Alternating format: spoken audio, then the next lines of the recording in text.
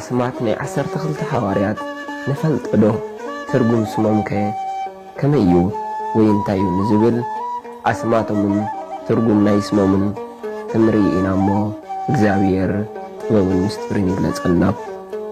ቀዳማይ ጴጥሮስ ማለት ከውሒ መሰረት ከቢብ ማለት እዩ። ነገዱ ድማ ካብ ነገደ ሮቤል እዩ። ካልኣይ እንድርያስ ድማ ትርጉም ስሙ ተባዕ ለመስቀለ በኩረ ሐዋርያት ማለት እዩ። ነገዱ ድማ ካብ ነገደ ሮቤል እዩ። ሳልሳይ ሐዋርያ ያዕቆብ ወልደ ዘብዴዎስ። ያዕቆብ ማለት ድማ አሃዝየ ሰኮና አሳናኻሊ ማለት እዩ። ነገዱ ድማ ካብ ይሁዳ።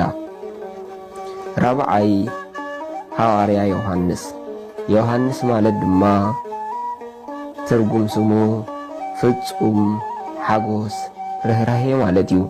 ነገዱ ድማ ካብ ነገደ ይሁዳ።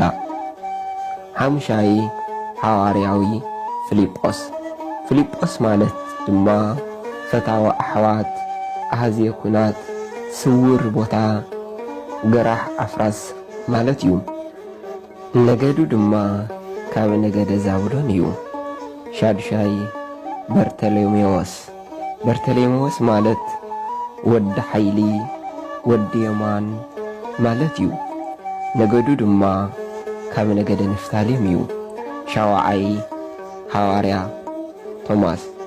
ቶማስ ማለት ድማ ፀሓይ ማለት እዩ። ነገዱ ካብ ነገደ አስቴር እዩ።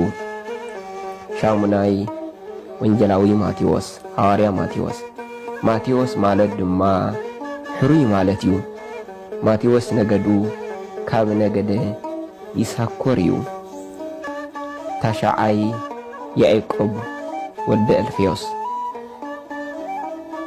ያዕቆብ ማለት ድማ አሃዝየ ሰኮና አሳናኻሊ ማለት እዩ። ነገዱ ከዓ ካብ ነገደ ጋድ እዩ። ዓስራይ ታዴዎስ ማለት ድማ ካህነ አምላክ ማለት እዩ።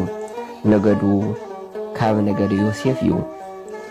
11 ሐዋርያዊ ናትናኤል ማለት ድማ ቀናኢ ለሕጊ አምላኩ ተንኰል ዘይብሉ ሃብተ እግዚአብሔር ማለት እዩ።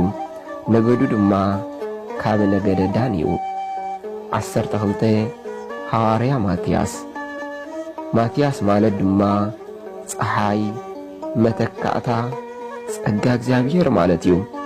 ማትያስ ነገዱ ካብ ነገደ ዳን እዩ። ወስብሐት ለእግዚአብሔር ልዑል ወለወላዲቱ ድንግል ወለመስቀሉ ክቡር አሜን።